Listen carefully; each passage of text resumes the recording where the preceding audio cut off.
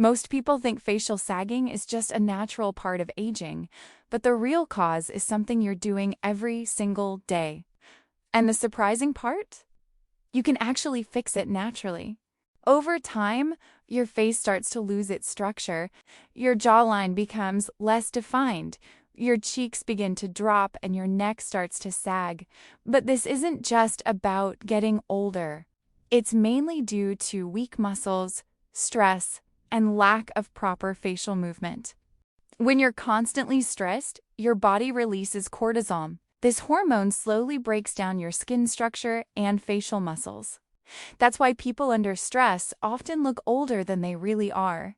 There is an important muscle under your chin called the platysma. When this muscle becomes weak, it causes sagging skin and what people call a turkey neck. There are 3 important exercises that can help tighten and strengthen your facial muscles. The first is the Platysma activation exercise. The second is the jaw resistance exercise. And the third is the jaw jut exercise. Most people never train these muscles. They focus on their body but completely ignore their face. But your face needs training too. If you stay consistent with these exercises, you can improve muscle tone and support your facial structure. Simple, natural, and effective.